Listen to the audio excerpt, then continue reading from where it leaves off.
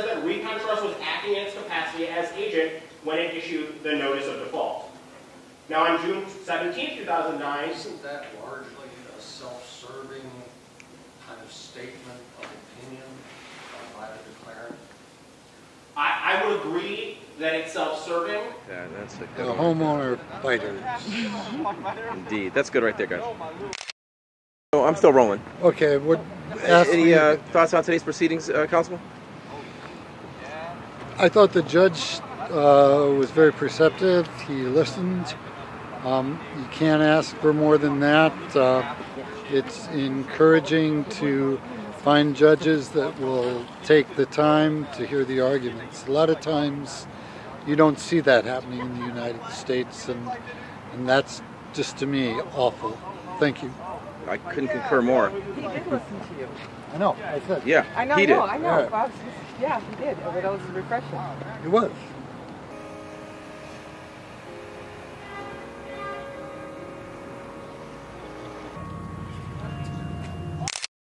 123rd Place Northeast, Arlington, Washington. Trustee makes a sale without warranty. It's understood that the trustee's sole discretion in the event the trustee is unable to confirm is not confident in all matters set forth. The submitted bid will be forthwith. Because not really anything, just give what the citations. So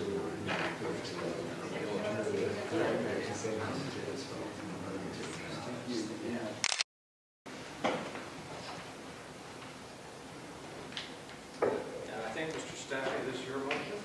it's cross motions, Your Well, Honor. but I think I'm happy you're to moving to set aside the sale, so I think let me hear from you first. certainly.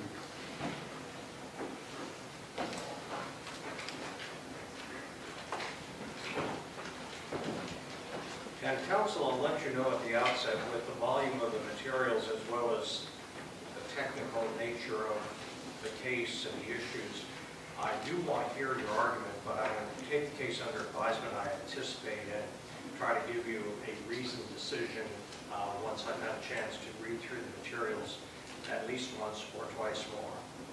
Your Honor, I greatly appreciate that. And I also want to say at the outset, I appreciate the fact of letting me know of the extra time that we entail in this. That's greatly appreciated. It's also required, but it's... Thank you.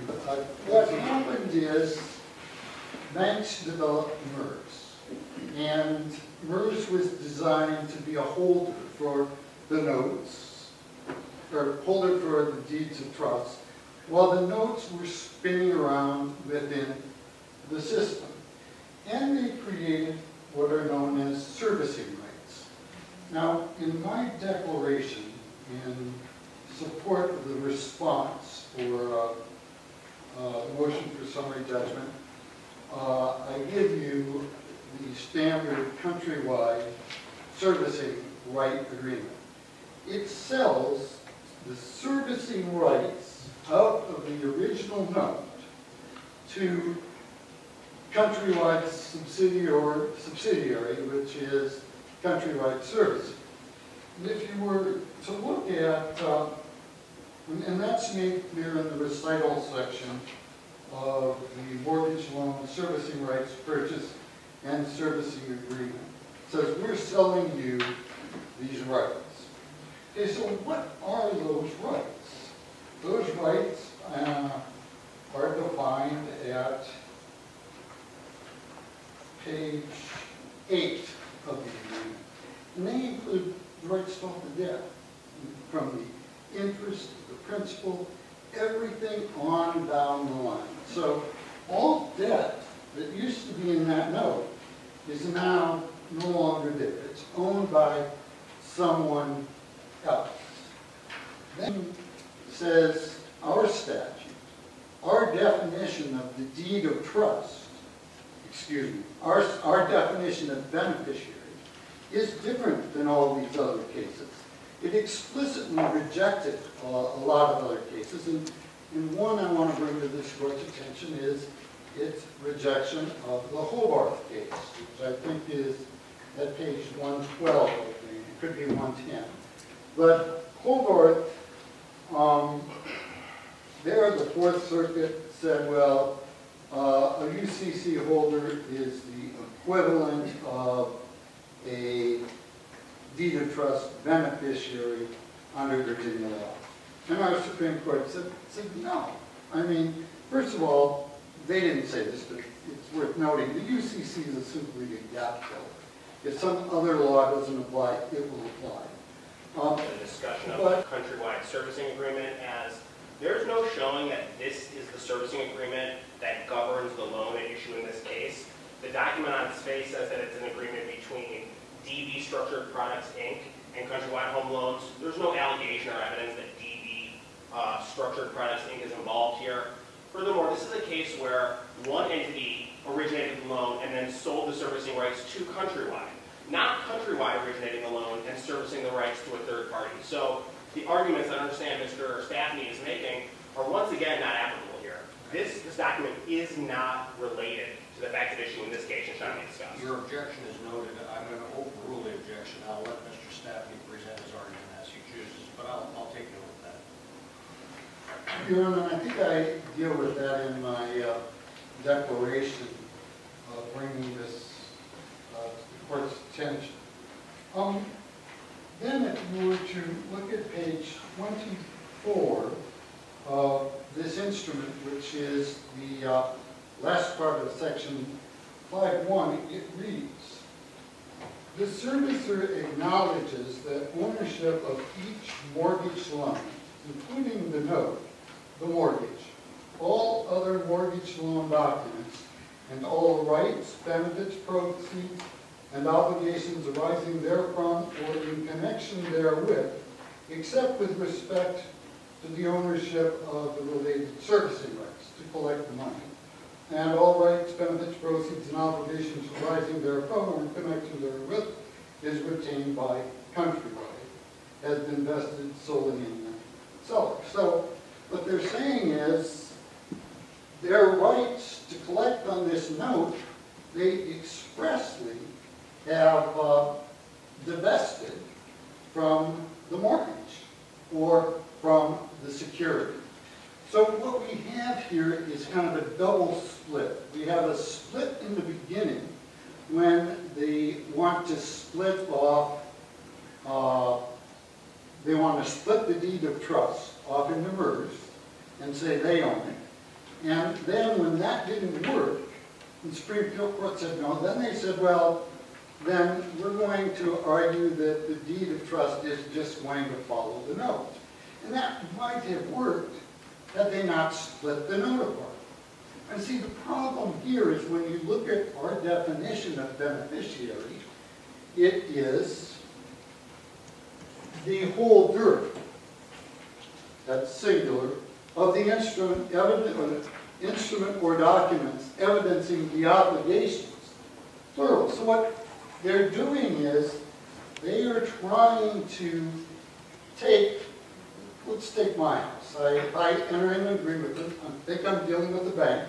I think that that bank's going to have my house as security, but that bank is trying to give it to security for at least 3 and perhaps thousands of people when they start securitizing.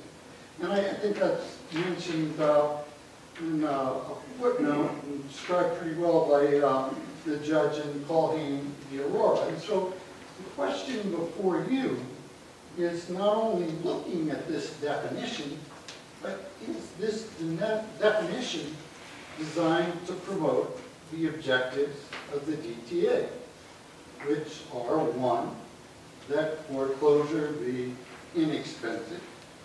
And the court, of course, in Walker said, no, when you create this kind of a system, it's not an inexpensive system because it invites litigation. In Bain, our Supreme Court said, well, you can't find out who the true stakeholder is. We've got questions whether you violated the second policy of the Deed of Trust Act. And finally, most recently in Bavon, they've indicated where MERS, and we are dealing with a MERS situation, starts this process, you violate the third policy of the DTA. So we start from the proposition that they haven't shown that there is a beneficiary here. And in order to start the DTA process, you have to have a beneficiary. Endorse Bain. They endorse Bain as being a placeholder for these deeds of trust. Our Supreme Court didn't endorse Bain. The other thing is, they relied on Section 20 of the deed of trust. And Section 20 says basically that that the note can be split up into pieces. Now, query how the deed of trust is able to put provisions into the note with the definition of beneficiary under our law, because it says the holder. It doesn't say you can split this note up and you can split the obligations up. It says the holder of the document or instrument evidencing all the obligations. They have a duty, a requisite duty, according to Schroeder, the Excelsior mortgage, under RCW 61-24-030-7A, to not begin a foreclosure until the beneficiary's been identified. However, you can't even begin one under the first section. Well, it's not actually the first section, but it's RCW 61.24010, parens 2, without having a beneficiary appoint a successor trustee. So if there is no proof of a beneficiary, then they haven't complied with the requisite act, the requisite provision in 030-7A, plus they haven't complied with 010, because without a beneficiary, you can't create a successor trustee. So what did they do? Nonetheless, even though they weren't a beneficiary and couldn't prove that they were, they decided they would appoint a trustee. And so the person they decided would claim the title of beneficiary, although it varies off and on throughout the records, is Ben. You know the court will take this with a grain of salt, but I just have to object to the caricatures and the silhouettes and the other sort of inflammatory images used in this demonstrative exhibit. I also point out just that the exhibit shows a family holding hands walking away from a foreclosed home. Mr. Bradburn was a single man at the time of foreclosure, did not have a wife or kids living with him. So I would just like to object to this demonstrative and put the court on notice that some of these images and structure is deliberately inflammatory and incorrect. Let me thank Mr. Lorber for pointing that out. I'll overrule the objection. It is a demonstrative aid, and it isn't accurate, but I'll allow counsel to supplement his argument with pictures, doodles, diagrams, or whatever he wants. Thank you. Thank you, Your Honor. And I'm not trying to pull one over on our aid. These things are quite expensive to create. So we create them, and this is one that we use for other judges, too, in other cases. So what happens here? Some of us need pictures, counsel. Well, and actually, the guy in the back here drew it. He's starting a company called Case on a Page, and it's a great idea. So what do we have here? We've got Van, who is a dubious beneficiary, appointing ReconTrust as its trustee. Now, what do we know about the relationship between them? We know that ReconTrust is a wholly owned subsidiary to BAM. Now, were it not perhaps for the recent decision in Clem, we might be able to accept that. But Clem made clear that what we're talking about in for a beneficiary is kind of a substitute judge. And I think the way Judge Chambers framed it was, you know, if you go before a judicial foreclosure, you've got a judge of the Superior Court. If you go before this other way of doing it, you've got a substitute judge. And then they went on to interpret RCW 61.240.010, parent 4, the provision requiring a duty of good faith, to constitutionally require that you have a neutral and unbiased judge. Now, that's pretty much on point here, but it's not as on point as 61.24.010, parens 3, which says that the trustee can owe no fiduciary duty to anyone claiming an interest subject to the deed of trust. And of course, Vanna does, because it's claiming to be a beneficiary. And so, who better than to determine if Vanna is a real beneficiary than somebody Vanna completely owns? You can't make a Chinese wall that big. That's where we get to the problem of you've got the servicer and you got Vanna. In this case, we're not suing a law firm, but they're working hand in hand. Vanna owes a fiduciary duty of loyalty and confidentiality to ReconTrust owes a duty of confidentiality and loyalty to Vanna. Now, why is that important? It's important because when you get to the requisites for the sale, they have to show, they have to be able to prove, they have to have proof as to who is the beneficiary and owns the note. And, I mean, if they don't have that proof, or if they have proof, but such as, let's say they had disagreement, and duty of confidentiality probably would require them to ignore it. I mean, if I were a lawyer, and I'm following my duty of confidentiality, and I'm representing this trustee, I'm not sure I bring this to the attention of the other side. Because RCW 61.24.030.7b says that if you violate the duty of good faith, you cannot rely on the presumption, perhaps an irrebuttable presumption the legislature creates by the remark that all you have to say is that the holder is no. In this case, they didn't even meet that standard. So, neutral trustee, to more or less go along with his claims that he was a beneficiary. Then, and I guess we should take a quick look at, stop by RCW 61.24.020, which prohibits a beneficiary, a trustee of a beneficiary, from being an agent for the beneficiary, which clearly under these circumstances, ReconTrust was.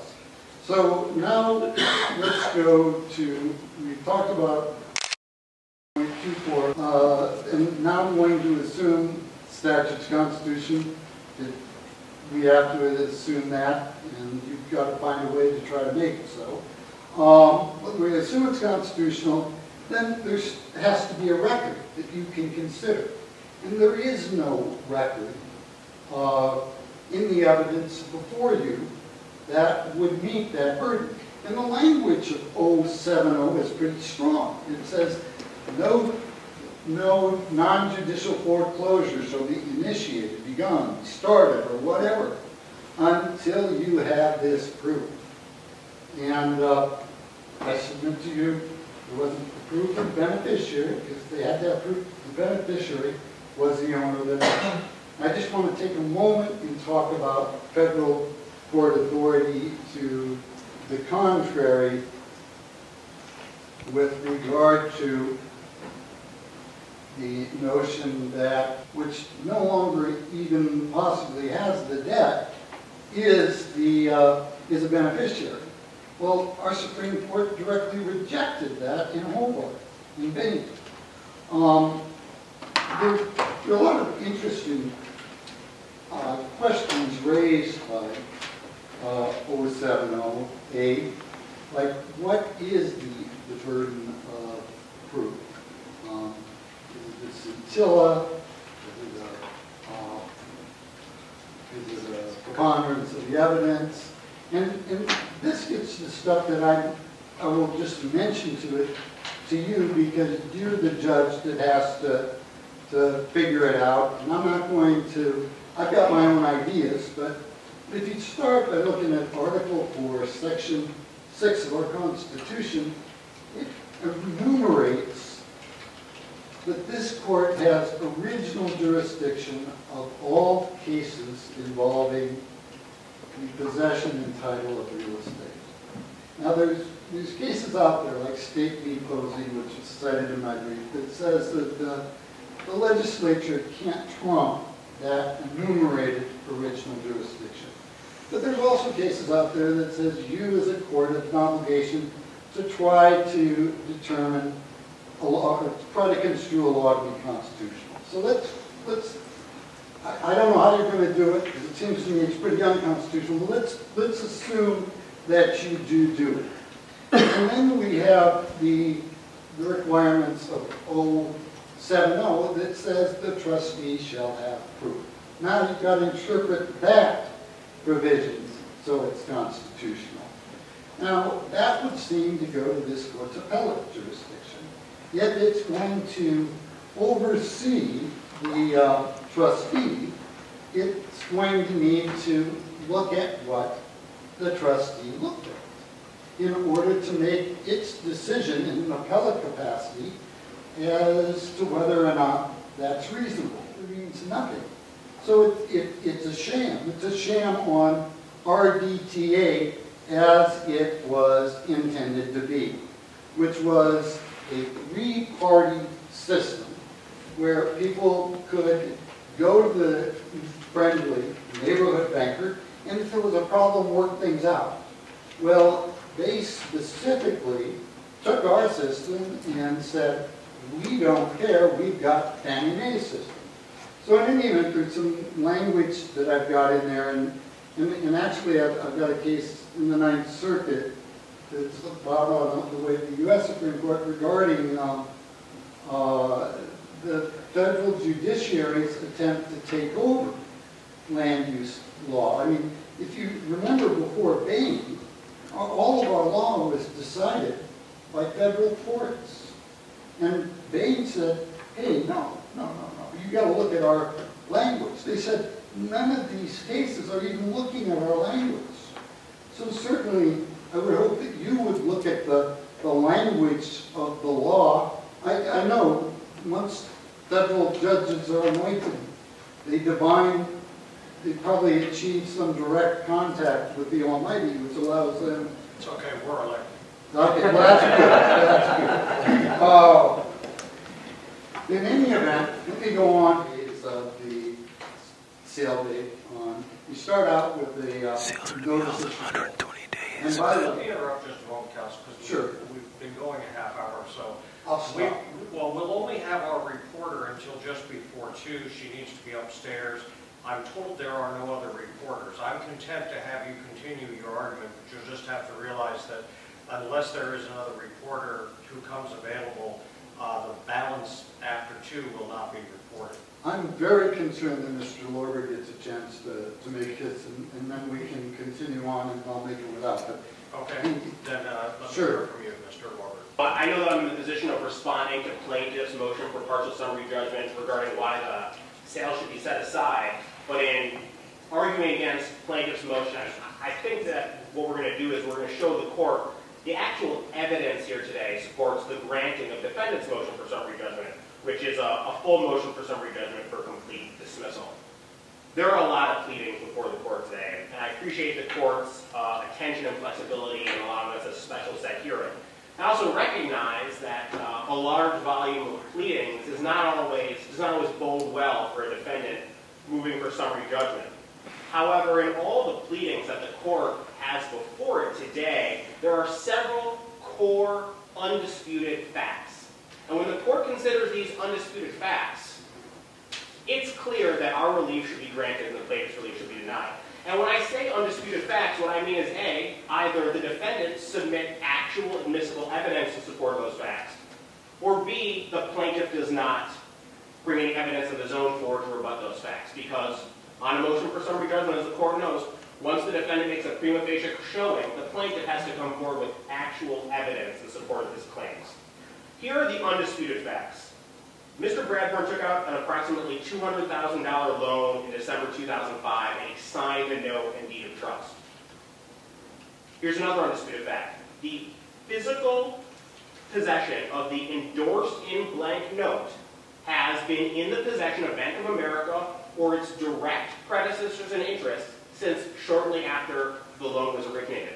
And that's in the Heather Dispenza Declaration, with a declaration under penalty of perjury that Banna and its predecessors have held the endorsed in blank note.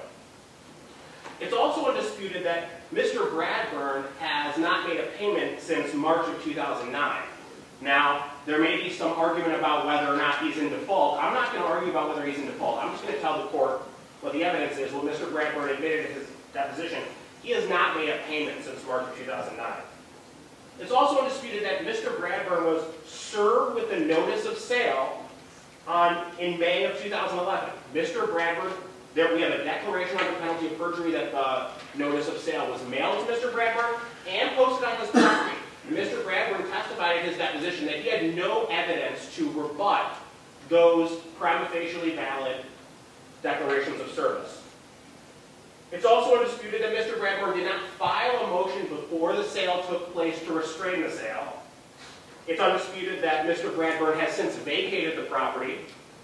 And it's undisputed that there have been no third parties that have come forward trying to collect this debt from Mr. Bradburn. Once the sale took place and the debt was extinguished through the sale, nobody came out of the woodwork and said, "Oh no, Mr. Bradburn, you really owe me the money." That did not happen here. So let's look at the foreclosure that occurred. In December 2005, the note and deed of trust were signed in favor of Homestar. On the note itself, it says payable to Homestar, and therefore, under the definition of holder, under the Washington UCC, Homestar was the holder of the note because it was a note specifically payable to a person, and Homestar was that named person. However, as you see from the note that's in evidence, and that's Exhibit A to the Dispenza Declaration, Homestar endorsed the note specifically as payable to Countrywide, and then Countrywide subsequently endorsed the note in blank. And so when the note was endorsed specifically payable to Countrywide, Countrywide became the holder under the UCC definition of holder. And then once the note was endorsed in blank, the holder of the note was the person in physical possession. And that is just black letter Washington case law under the UCC 62A3205B. When endorsed in blank, an instrument, as it was here, an instrument becomes payable to the bearer and may be negotiated by transfer of possession alone until specifically endorsed. Its predecessors maintaining physical possession of that endorsed in blank note since shortly after the loan was originated. Now, on June 8th of 2009, ReconTrust, as agent for the beneficiary, issues the notice of default. We have a declaration under penalty of perjury that says that ReconTrust was acting in its capacity as agent when it issued the notice of default. Now on June 17, 2009... Isn't that largely a self-serving kind of statement of opinion by the declarant? I would agree that it's self-serving, but the fact, I would agree that, yes, ReconTrust wants the declaration to say that, but I think the evidence before the court shows that on its face, ReconTrust had authority to issue the document. ReconTrust signed the document in its capacity as agent, and there's no evidence before the court that suggests that ReconTrust was not acting in its capacity as agent. And as I go on to the waiver section of my argument, Your Honor, even if the court finds that that declaration was not good enough, the fact that ReconTrust may have signed the notice of default, that is not sufficient to unwind the sale. And so I'll come to that in a second. Corporation assignment of deed of trust, transferring the deed of trust to Bank of America Home Loan Servicing, which was Bank of America's immediate predecessor. Now, if this were at the motion to dismiss stage, or the motion for judgment on the pleading stage, we would probably lose under the decisions of Walker and Bavon. In those cases, extrapolating on the Bain decision, the Court of Appeals said, look, when you have MERS signing these documents, where MERS never holds the note, that's not valid. That's what those cases said, and those cases, like I said, were decided at the motion to dismiss or a motion for judgment on the pleading stages when there was no extra evidence brought in for the court to make a decision. But also in Bain, the Supreme Court said MERS can act as an agent. The Bain opinion specifically states that it should not be construed to limit the power of the beneficiary to act through an agent. And in the declaration of Heather Dispenza, who's making that declaration on behalf of Bank of America, Heather Dispenza testifies under penalty of perjury that MERS was acting at the specific direction of Bank of America, who, as we have established, maintained physical possession of the note, and therefore was the holder of the note, if I may, Mr. Stafne. Bank had physical possession of the note blank. It's the holder. Here's Mr. Stafne's board. The beneficiary of the deed of trust is the holder of the note. And so because it maintained physical possession of the note endorsed in blank, it was the holder. Because it was the holder, it was the beneficiary. And as the beneficiary, under Bain, Bank of America had the authority to direct MERS as its agent to sign these documents. So, this right. That's the first conclusion, that without even getting into the waiver arguments, the defendants did this right. The party that had physical possession of the note foreclosed in its own name. That's how the deed of trust is supposed to work. It's true that the lending industry attempted to make it easier for themselves with the MERS system, and the MERS system was designed to reduce costs by reducing the amount of documents that the lenders would need to generate and file. Fine. That's true. The Supreme Court said that, no, you can't do that. You can't use the MERS system. And so what we did is we went through our records, and we have the declarations of the penalty of perjury that, yes, we followed the MERS system when we did this foreclosure. This foreclosure was before Bain, but there's no harm here because we had all the proof that we needed. We had the documents. We had possession. The documents were executed by the right parties. And so just because a deed of trust is sold and MERS is involved with the transaction, that does not mean that the sale should be set aside. That's not what Bain says, and there is no Washington authority that supports the proposition that the mere involvement of MERS is sufficient to set aside the transaction. So on Clem, because it's true, ReconTrust is a wholly owned subsidiary of Bank of America. That's a fact. But the deed of trust, while it says that the same entity cannot be both the trustee and the beneficiary, it specifically allows the agent or the subsidiary of a beneficiary to act as the trustee. Specifically allows the subsidiary to act as the trustee, and that's what's happening here. Now in Clem, the court set aside the trustee sale on the basis of bad faith on behalf of the trustee. And what did the trustee do in Clem? First, in Clem, the borrower presented to the trustee, they said, look, I've got this purchase and sale agreement for the sale of the property. You give me a couple more weeks, I can sell the property at a surplus, completely satisfy the debt, and I'll walk away with some money. And also in Clem, there was evidence that the trustee falsified documents. There's actual admissible evidence that the trustee falsified documents in order to hurry up and foreclose. There is nothing like this here. There is no evidence of the sort of misconduct that there was evidence for in Clem. There's just the insinuation of misconduct. There's the allegation of misconduct. And those are insufficient at the summary judgment stage. And then Schrader is completely an opposite. In Schrader, it was an agricultural property. The Deed of Trust Act specifically says you can't do a non-judicial foreclosure sale of agricultural property. Schrader was agricultural property, therefore the sale's no good. We don't have those facts here. There is no evidence to support the sort of evidence that those courts require to set aside the sale. So you're left with just the plain language of 6124-127, which says the borrower is limited to money damages only, no injunctive or declaratory relief. And then you have the Brown Doctrine. And the Brown Doctrine says, if you want to bring an action alleging impropriety in a trustee sale in the non-judicial foreclosure process, you need to file a motion to restrain the sale before the sale takes place. And there's three factors in Brown.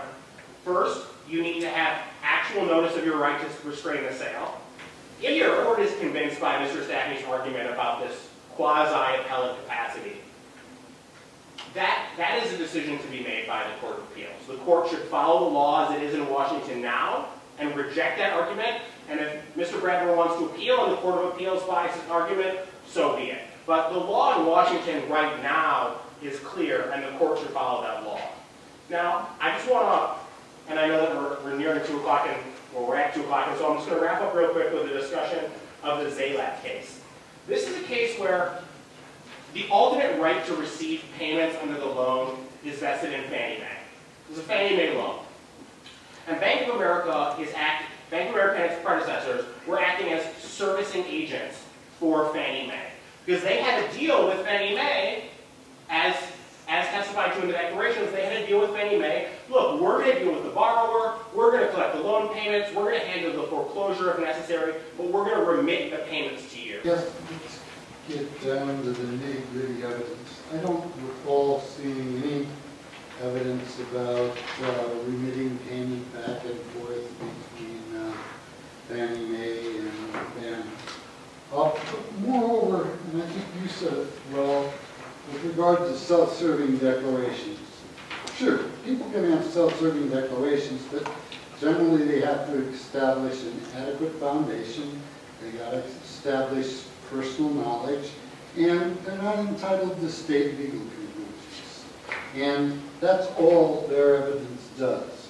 The evidence they have submitted is virtually not evidence at all within the declaratory form. And the evidence that they have submitted attached to the declaration, such, for example, that MERS was acting as an agent for bank. That's not what the document itself says. It says MERS is acting as MERS. It doesn't say it's acting as an agent for anybody. And if you go and look at both notices of trustee sales, they identify MERS as the creditor. So, I mean, even if you look at their evidence, what they want you to buy into is, we are the banks. We can tell you what happened and you should believe us. But you just kind of believe a little cursory investigation, which the court demanded in Walker, suggests that these declarations don't do the job, just because they don't comply with our rules of evidence. I want to talk just a little bit about waiver. My learned colleague, Mr. Lober, I appreciate his thought and his study, but it's hard to read Schroeder, or Schrader as he pronounces it, without coming to the conclusion that every one of the provisions in RCW 61-24-030 is a requisite act. Yes, agricultural land is in one of them. But every single one of them, including the one I'm talking about, number 7, is a requisite. And if it's not met, you don't start the DTA in process. If you don't start the DTA in process, then you don't get to its waiver provisions. Also, if you look at Schroeder closely,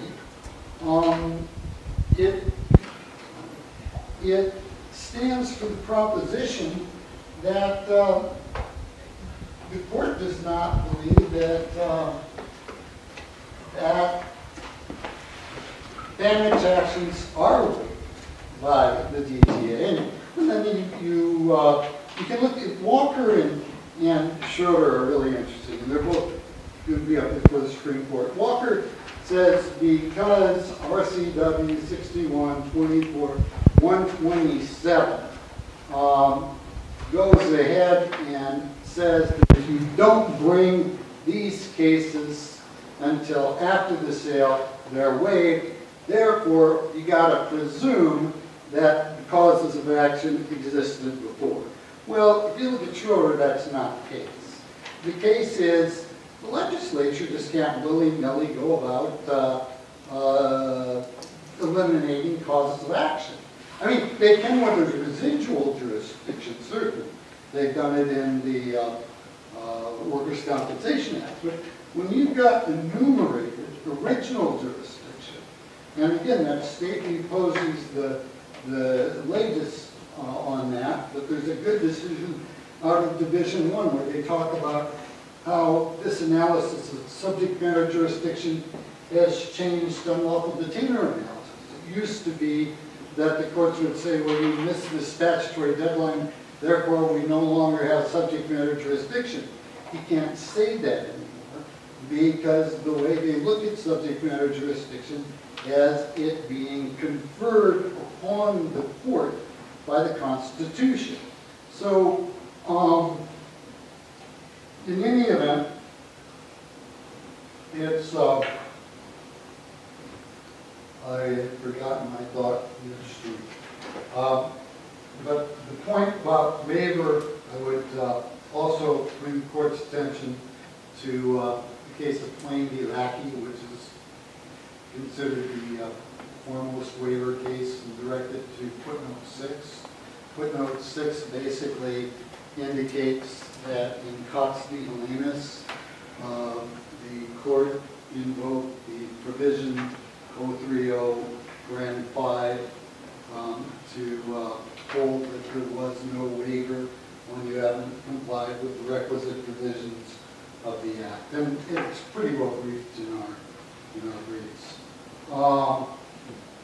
Stands for the provision that that federal court believed in West Virginia that MERS was okay, and that therefore Section 20 of that Deed of Trust Act could be used to swirl these things around. Bain says no, MERS is not okay, and so it raises doubts on the legitimacy of Section 20. But doesn't Bain also leave open the possibility that MERS may act as an agent lawfully to proceed in much the same fashion as they have here? Yes. This is complicated stuff, as you well know. But I want to take what time I need to become more well-versed with your pleadings. Are there any particular time constraints that you're under on this case? No. Well, I would just note that, you know, before I would be getting a decision to you, so I'll do my best. No, we're going to need your help. Thank you, counsel. Thank you, Your Honor. All right.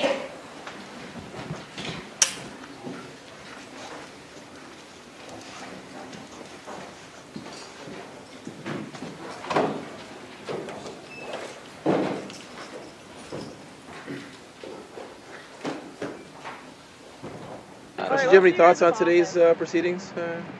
I think it went well. I think our firm made Mr. Bradburn's arguments in a concise and cogent manner, and I think the judge is going to take it under advisement and rule in the favor of the homeowner. What were the key points, the salient points? I had a question on MERS agency. In this instance, I thought that they tried to make MERS into an agent without any sort of quantum of, evidentiary proof to show that there's a true agency relationship. Yeah, they had a declaration that they filed after all the events took place, that basically said that they had directed MERS to act for them, and that should make them an agent. And the judge is going to look at it. All right, then. Anyone else? This one, Oh, please, no. just quickly. All right. Any questions? Yeah, what were your thoughts on today's proceedings in a nutshell? Anything key that you're looking at? Or I think that Scott did a great job of articulating our case, particularly with the definition of beneficiaries defined in the deed of trust. I think the judge has a lot of evidence to look at, and that if he reads the statute closely and listens to our arguments, that he will find in favor of the homeowner on our points. that's a good one. Homeowner fighters. Indeed, that's good right there, guys. Oh, I'm still rolling. Okay, what? Any thoughts on today's proceedings, Constable? I thought the judge was very perceptive. He listened. You can't ask for more than that. It's encouraging to find judges that will take the time to hear the arguments. A lot of times you don't see that happening in the United States, and that's just, to me, awful. Thank you. I couldn't concur more. He did listen to you. I know, I said. Yeah, I know, he did. I know. All right. Bob, yeah, he did. But that was refreshing. It was.